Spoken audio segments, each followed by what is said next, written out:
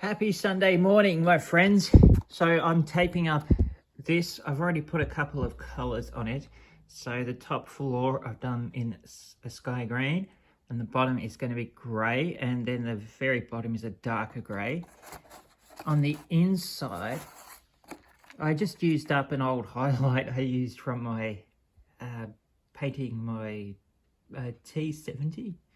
So, but it looks nice. I put some cream in it and creamed it up a bit, and it looks good, I reckon. So, but the taping takes so long. So the next part I've got to do is all those trims, and I'll do that in a nice light color. So I'm just about to start to tape that up now, and that'll take a little while. But I did it all last night, so we should be right to go.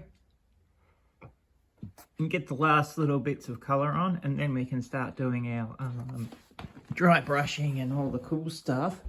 I also built this yesterday. It's really cool, isn't it? It's got those metal things on the bottom of the fender. So I built the, which side is it? It's this side. That side. It'll go on like that, and it's really cool. It's got fuel tanks,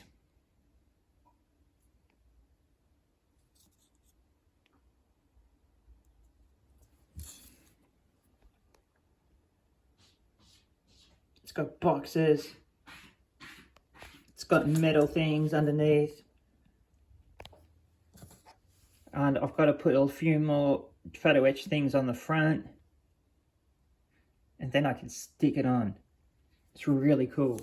I don't know why, but Miniart give you these. It's odd. You know, Border and Dragon would have put in some wire and that, but they've put in these.